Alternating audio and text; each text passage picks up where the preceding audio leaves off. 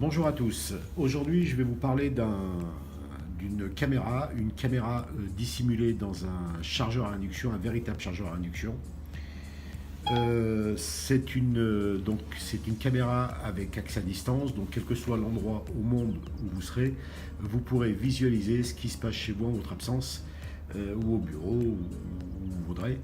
Euh, voilà, donc alors, c'est comme je vous l'ai dit, un chargeur à induction, donc il suffit de brancher, de poser son téléphone, et comme vous pouvez le constater, donc le téléphone est en train de charger. Donc vous voyez, je ferme, et il est indiqué chargé à 70%, donc là, vous avez la charge qui se met. Bonjour bébé, voilà.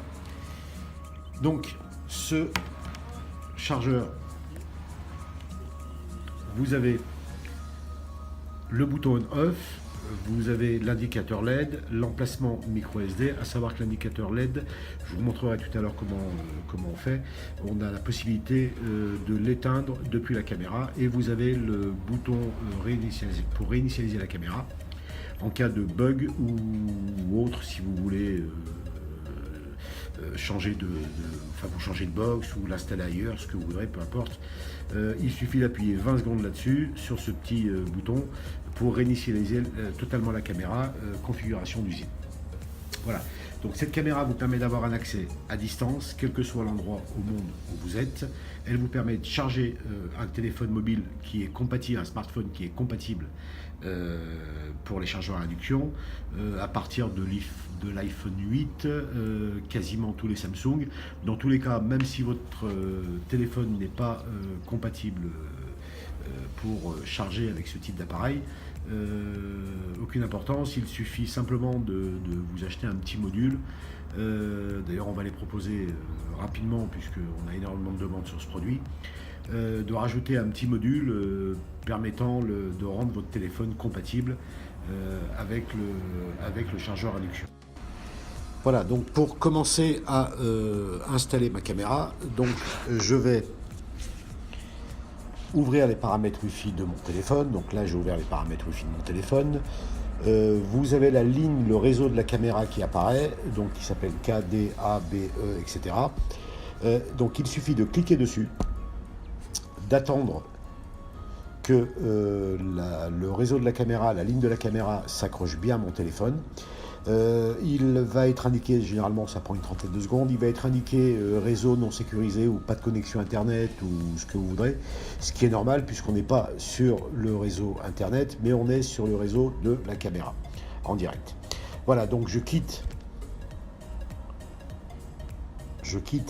donc les paramètres Wi-Fi de mon téléphone, j'ouvre l'application donc BVCam que vous aurez au préalable téléchargé, donc compatible iOS et Android. Je clique sur l'application BVCam. Automatiquement, il me dit le nouveau périphérique a été ajouté. Donc c'est ma caméra en l'occurrence. Je n'ai même pas besoin de, normalement, sur ce type d'appareil, il faut cliquer sur la loupe.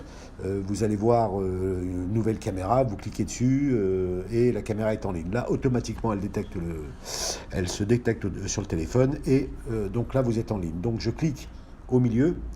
On me demande donc de changer le mot de passe. Donc si je veux le changer, je fais changement et je change le mot de passe. Bon, là en l'occurrence, je ne vais pas le changer, je vais faire ignorer. Et j'ai accès directement à ma caméra. Donc là, vous pouvez le voir, j'ai accès directement à l'image. La caméra, elle est en 720p. Donc quand je tapote à l'écran, j'ai des logos qui apparaissent. Donc je clique sur 720p et je mets une définition 1080p qui est quand même nettement meilleur. Voilà, je vous disais tout à l'heure qu'on pouvait enlever la petite LED qu'il y a sur l'écran, qu'il y a sur la caméra, à l'arrière de la caméra. Donc c'est cette petite, c'est le dernier icône sur la droite. Donc je clique dessus, les petites raies s'enlèvent et les LED de ma caméra n'apparaissent plus. Voilà. Donc là, je les rallume. Le troisième en partant de la gauche, le troisième petit logo en partant de la gauche, il vous permet, en fait c'est un mode faible luminosité. Donc quand j'active, voyez, donc là, c'est pas un mode nuit, c'est un mode faible luminosité. Ça veut dire que si c'est sombre, on ne parle pas de noir total, si c'est sombre, vous avez la possibilité de mettre donc en noir et blanc et d'avoir un petit peu plus de luminosité, de voir ce qui se passe quand même. Vous avez également à l'écran, quand je tapote dessus, vous avez, voilà, comme ceci, la ligne qui apparaît en bas. Donc là, le logo caméra, j'appuie dessus, je fais un enregistrement manuel. Voilà, donc là, je suis en train d'enregistrer manuellement. Pour stopper l'enregistrement, j'appuie à nouveau sur le logo de la caméra. Je veux prendre une photo, idem, j'appuie sur le logo photo, appareil photo, et ma photo a été capturée. Je fais retour et je veux visualiser donc ce que j'ai enregistré ou capturé comme photo. Je clique sur instantané et là ma photo apparaît. Pour la supprimer, il suffit que je maintienne appuyé là-dessus et je fais supprimer instantané. Pour les enregistrements vidéo, bah écoutez, c'est pareil. Vous cliquez sur enregistrement, vous cliquez sur l'image et vous avez le film qu'on a fait il y a quelques secondes. Pour le supprimer, idem, je maintiens appuyé dessus et je fais supprimer ou supprimer tout. Là, vous avez différents logos. Si vous cliquez sur le logo carte micro SD, en fait, c'est pour visualiser à cette page. Si j'avais mis une carte micro SD, il y aurait eu plusieurs fichiers de 3 minutes. Je clique sur n'importe quel fichier, je peux visualiser à distance tous les enregistrements que j'aurais fait, qui auraient été mis sur la carte micro SD. Maintenant, vous pouvez aussi retirer la carte et visualiser sur un PC ou un Mac sans aucun problème. Donc là maintenant, je vais vous montrer comment installer la caméra pour un accès à distance. Vous verrez, c'est vraiment très simple. Donc là, vous avez une roue dentée. Vous cliquez sur la roue dentée. Vous cliquez sur configuration avancée. Vous cliquez sur configuration Wi-Fi. Vous avez une liste de box qui apparaît. Donc là, vous cliquez, en l'occurrence, là je vais cliquer sur la mienne. C'est pas celle-ci. Donc je clique sur ma box. Le mot de passe, donc on me demande le mot de passe de votre box, donc le mot de passe Wi-Fi en l'occurrence de ma box. Je vais mettre mon mot de passe, et ben je vais être obligé de le mettre manuellement parce que le copier-coller apparemment, et ben voilà, il l'a pris, c'est parfait. Donc là, le mot de passe est mis, je clique sur OK, êtes-vous sûr de, je clique sur OK, et donc là, il y a redémarrage de l'appareil. Je clique sur OK également, et je fais retour. Donc là, ma caméra n'est plus connectée. Maintenant, elle est en train de s'initialiser sur la box et sur votre portable. Donc là, maintenant, pour vérifier que je n'ai pas fait d'erreur de mot de passe ou de box, je ferme l'application, j'ouvre les paramètres Wi-Fi de mon téléphone. Et là, comme vous pouvez le voir, le réseau de la caméra, la ligne de la caméra n'apparaît plus. Et c'est ma box qui a pris le dessus. Ça signifie que l'installation a parfaitement réussi, que je ne me suis pas trompé de box ou de numéro, puisque c'est souvent des numéros à rallonge, donc parfois on peut se tromper. Donc tout est OK. Je clique, je ferme les paramètres Wi-Fi de mon téléphone, j'ouvre à nouveau l'application de Webcam, et la caméra va... Là, en fait, c'est toutes les caméras qui sont dans le bureau qui sont en train de se mettre. Donc là, je clique sur rien du tout. En fait, j'attends que ma caméra se mette en ligne. Donc la caméra est en ligne. Je clique. Donc je fais toujours ignorer ou changement. Donc si vous voulez faire changement, vous pouvez. Hein. Voilà, vous mettez 1, 2, 3, 4. C'est un mot de passe à 4 chiffres. 1, 2, 3, 4, je clique sur OK et mon mot de passe a été modifié. Voilà, donc là je clique sur en ligne, j'ai accès à ma caméra, donc comme vous pouvez le constater. Donc je vois ce qui se passe chez moi. Voilà, tiens, on va le superposer un petit peu. Hop là. Voilà, donc j'ai accès à ma caméra et petite merveille, j'ai une rotation jusqu'à 180 degrés de la caméra.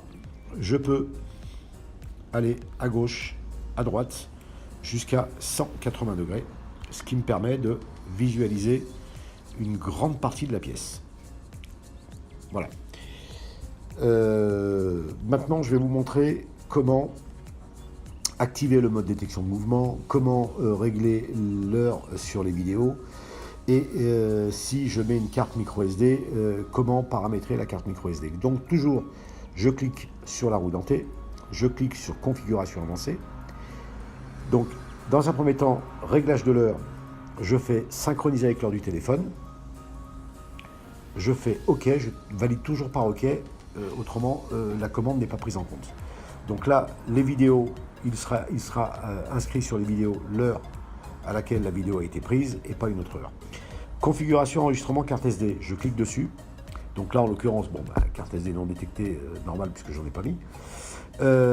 Donc là, paramètres enregistrement vidéo. Donc j'ai désactivé en cas d'alarme, activé en permanence.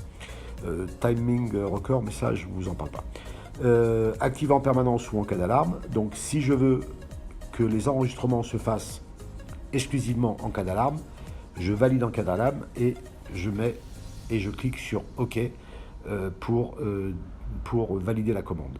Ou activer en permanence, idem, je clique sur OK. Voilà. Juste une petite chose, enregistrement des sons, enregistrement en boucle. Donc enregistrement des sons, vous enregistrez la vidéo avec le son ou pas. Enregistrement en boucle, ça vous permet de ne pas formater la carte ou retirer la carte pour la vidéo ou ce que vous voudrez. Là, en fait, c'est avec écrasement des fichiers les plus anciens. Donc, si vous voulez pas enregistrer avec des enregistrements en boucle, vous faites ça. Et puis voilà, et puis vous validez par OK. La configuration des alarmes. Donc, je clique sur configuration des alarmes, je clique sur détection de mouvement. Donc j'ai plusieurs modes de détection de mouvement. Donc ça va de désactiver à la plus haute. Donc je vais cliquer sur normal. Je clique sur OK pour que ma demande soit prise. Et donc à chaque fois qu'il va y avoir un passage devant l'objectif, donc là en l'occurrence j'ai passé ma main, et ben vous avez, voilà, vous avez ma main qui apparaît. Donc à chaque fois vous allez recevoir une notification sur votre téléphone et vous allez également recevoir une, deux ou trois photos, généralement c'est 3, directement sur votre téléphone. Donc s'il y a quelque chose qui vous paraît pas normal, et ben il suffit d'immédiatement d'ouvrir l'application et de visualiser ce qui s'est passé ou ce qui s'est pas passé. Voilà. Donc après, c'est à vous à régler le mode à quelle puissance vous voulez la détection de mouvement. Bon, généralement normal. Alors, soit vous commencez par haute, et puis en fonction du passage, si vous êtes à plus de 2, 3, 4, 5, 6 mètres, 7 mètres, et ben vous montez en fonction d'où vous avez mis la caméra. Donc là, moi, je désactive le mode détection de mouvement et je valide toujours par OK. Voilà. Quoi vous dire d'autre? Bah, écoutez, vous voyez que c'est relativement simple pour pouvoir installer votre caméra. Vous avez, donc, comme je vous l'ai dit, hein, vous avez hop là, de quoi faire tourner la caméra. On va la mettre comme ça. Voilà. Voilà, donc vous avez la rotation qui se fait jusqu'à 180 degrés. Vous avez vraiment une grande partie de la pièce. Voilà, bah écoutez, en espérant que cette vidéo, ce tuto vous permettra de configurer correctement votre caméra. Voilà, écoutez, en espérant que tout ceci vous a été utile et je vous dis à bientôt pour une autre vidéo. Merci, au revoir.